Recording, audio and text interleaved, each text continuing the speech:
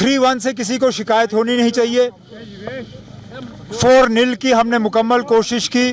आखिरी मरहले पे कुछ जगहों से हमें धोखा पड़ा।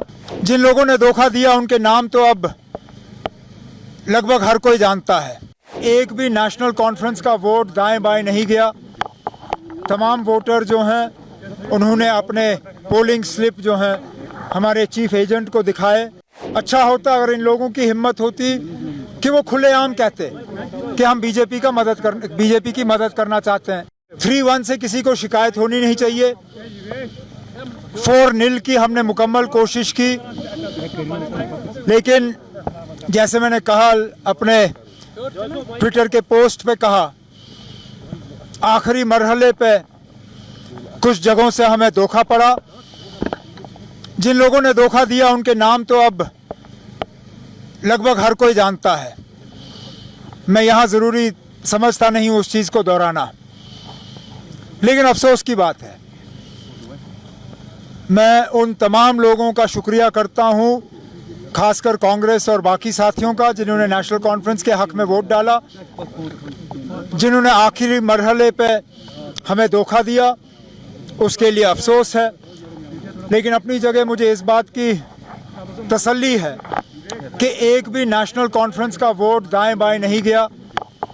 तमाम वोटर जो हैं उन्होंने अपने पोलिंग स्लिप जो हैं हमारे चीफ एजेंट को दिखाए और एक भी वोट नेशनल कॉन्फ्रेंस का ज़ाया नहीं हुआ। सर, बीजेपी का कहना है कि कल 4 विधायक उनके साथ चले गए और वो तो उन्होंने 40 हुए। कितना बड़ा कंसर्न? न, कोई कंसर्न नहीं है। कंसर्न इतना है कि ये लोग हमारे साथ रह के, हमारी मीटिंगों में शामिल होके, हमारा खाना खाने के बाद बीजेपी के साथ घुल मिल गए।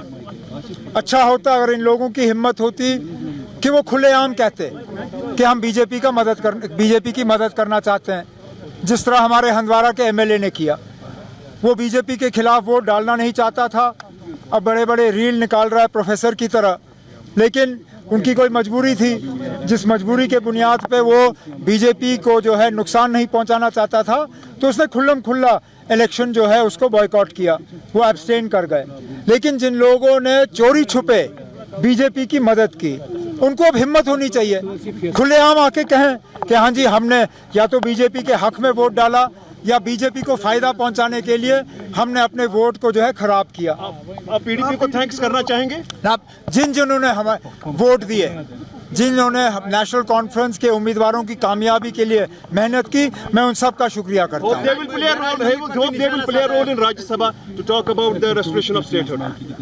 हर चीज़ के लिए हमारे उम्मीदवार जो हैं राज्यसभा में जम्मू कश्मीर के लोगों की बात करेंगे, न सिर्फ स्टेटहुड, जो असेंबली में हमने रेजोल्यूशन पास किया स्पेशल स्टेटस और कॉन्स्टिट्यूशनल गारंटीज़ का, उसका भी जिक्र होगा।